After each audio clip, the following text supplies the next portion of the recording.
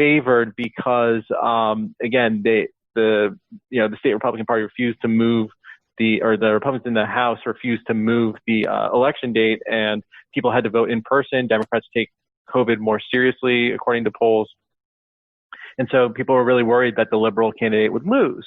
But then the election results come in, and she won by 10 points. And we were trying to figure out, well, what happened here?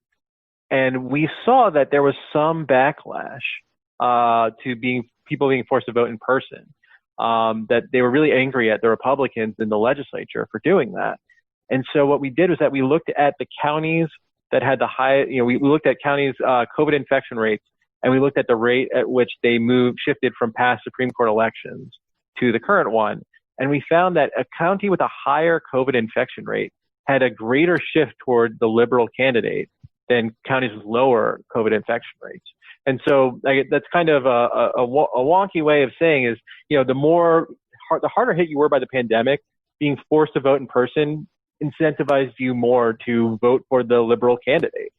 And so more broadly, what we think that means is that if Republicans or Democrats engage in kind of brazen disenfranchisement using the pandemic, or maybe the protests against police brutality, if they use that as kind of a pretext to disenfranchise people, it'll just create a backlash against them.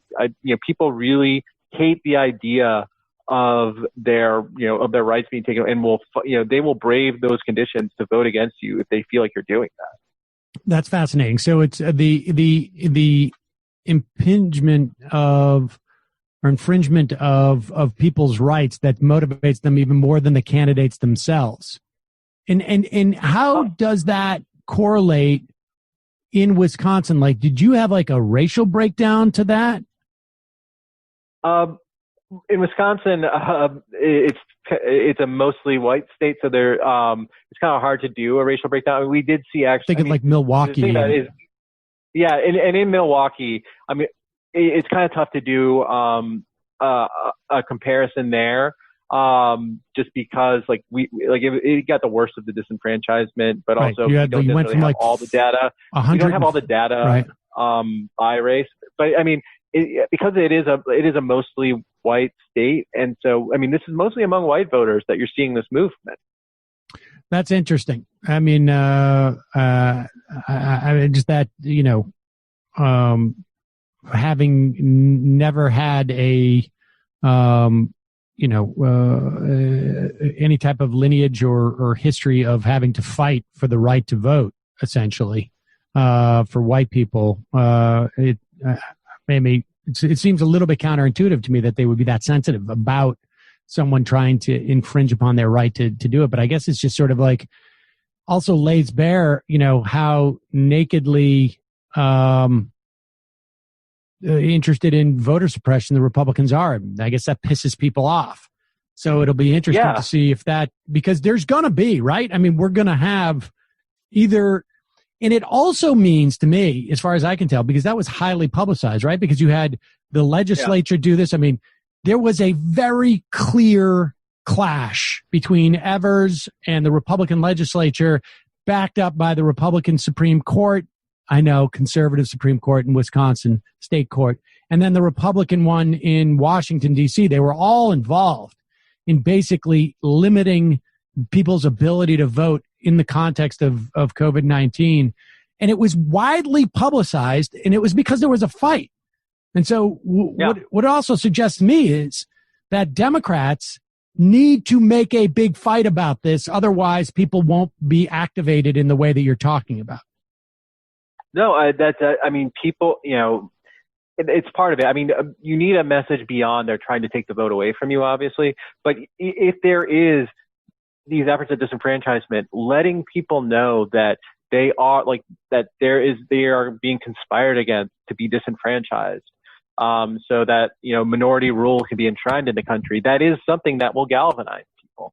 And I think what we saw, and it's a segue into the next election, which was there was a special congressional election a month later in kind of the northern half of the state. It was far lower profile.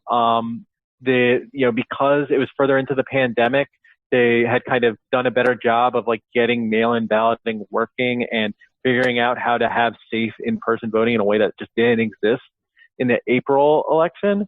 And so what we saw in that election was the opposite happen, was that in counties that had a higher COVID infection rate, the Democrat actually had the least improvement over prior elections, and that really it was, and so to us what that says is, you can't just rely on people being mad about COVID to go out to the polls. In fact, because we think, polls show that Democrats tend to take the pandemic more seriously than Republicans. It'll be harder to get them out in pandemic conditions unless there is some imperative. I think in the November election, because we saw that in other special elections that have occurred during the pandemic that were like lower profile elections that didn't get as much news attention, Democrats really underperformed. Now, the November election, I certainly hope that won't be an issue. I think Trump will be unable to soft pedal anything. But it is something to be mindful of, especially more, when Democrats are working within areas where maybe there haven't been blatant efforts to disenfranchise, or reaching out to people who might not be totally excited about the ticket. It really shows you that the pandemic can be a headwind to getting voters out if there isn't something really galvanizing them to go out to the polls. Good message. I hope somebody's listening, Aaron. Aaron Kleinman, Director of Research at Future Now. Thanks so much for your time. I really appreciate it. Thank you, Sam. Take care. All right. Bye-bye. Stay safe. Bye. Aaron Kleinman, ladies and gentlemen. Let's bring Michael on, and we'll head into the fun half. Is Michael in the queue, as it were? Yes, he is between the queue and us. So he's in some netherworld intervening I'll take stage. that time to say, folks, it is your support that makes the show possible. If you have the means, become a member. By all means, please do. We need your support now as much, if not more, than ever. You can go to jointhemajorityreport.com and become a member, get the extra content, and get the fun half commercial free. Also, we've got some technological upgrades for members that are going to be rolling out soon. You'll enjoy those. Don't forget, you also AM Quickie at amquickie.com. You can sign up there. JustCoffee.coop, fair trade coffee, tea, or chocolate. Use the coupon code Majority, get 10% off. And get the merch. We may have to do another order of stuff. It's crazy. People are really eating up those masks. We're going to be sending thousands of dollars. And we may even get into like 5-digit. Well, I think we're going to be. I think between us and the manufacturer of these masks, we're going to be doing like 5-digit to the Pacific Northwest Immigration Defense. What is it? Immigration Defense. I can't remember the name, but it's a immigration rights organization in the Pacific Northwest. So they're doing good. And check out the other merch we got there. Meanwhile, Michael. Hello, Sam. How are you? Can you hear me? Yes. Sweet. Last night, TMBS. We spoke with Chuka Ajekum, who's a labor organizer, and we talked and policy researcher about the relationship between these uprisings and the labor movement and Palestine. I mean, we drew a lot of connections, and Matt Christman and I talked about the experience of being at these protests and wove them in with a conversation about dialectics. And then Artesia Balthrop joined us in the post game and talked about Trump trying to declare martial law in some sense, police rampaging across the country, and why how brands are attempting to participate in this. So we hit a lot. I will say patreon.com/TMBS, and we are taking suggestions because we're going to give a little bit of the haul that we're going to get this month to sort of, bail funds or, a couple of different places. And we know that some of these places are oversaturated, actually. So we're looking for recommendations for places that are that are in need of help. So bail funds are looking for help.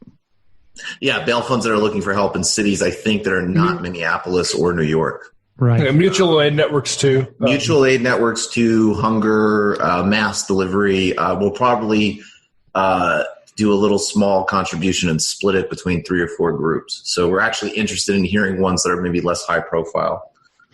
Also, along those lines, if you're going out to the protests, you can check out the DART Center, DART Center.org, for tips on how to stay safe while you're covering it. But whether you're if you're covering it as a, sort of, official or an unofficial journalist, but also a good tips on how to keep safe, just broadly speaking. So check that out at dartcenter.org. We'll put that link in the podcast description.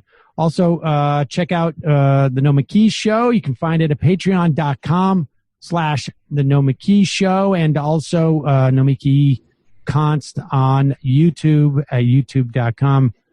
And don't forget the Antifada. Jamie's been out there. Have you guys run into Jamie at the protests? No, I haven't run into so many anybody. protests. Yeah, I haven't run into anybody I know, which is actually a very nice feeling. I would love to see folks, but there's a lot of people out. It's not the scene anymore. Yeah, it's not like, oh yeah, we were there at this other thing. It's less like a Fish or Dead show or something. Right. Yeah, not just Patreon or Bell House shows. Yeah, exactly. A month, 2 months not ago. see you at the live podcast in a couple of weeks. Awesome. All right.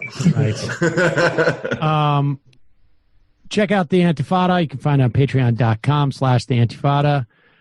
What's happening on your Twitch stream, Matt? Coming soon to Twitch, David Griscom and I and maybe some of Dave from Jamaica, for instance. We'll be playing Sea of Thieves, the video game. It's sort of like a pirate video game. So that's going to come probably in the next week or so. We're going to practice our pirate skills, and then we'll be taken to the high seas. So what do you do on that pirate game? All sorts of things. You can adjust. You have to do everything kind of very deliberately. So you got to fire the cannons, but in order to fire the cannons, you got to go get a cannonball, take it to the cannon. So wait, is this a first-person shooter style game? The first-person shooter style game, but you're pirates on pirate ships. And if you get an Xbox, you can join. Cannonball, honestly. And you have to trim the masts. You have to and steer the ships. You could climb up to the what do you call it? I'm blanking on not the Widow's Peak, the Crow's Nest. Crow's Nest. Right. Yeah. Right. It's a very awesome. logistical video game. But it's all very fun. But banal logistics. Yes. You gotta make sure you shut the cupboard before you go out onto the deck. You have to bail water if you take down. How much flour is on this ship?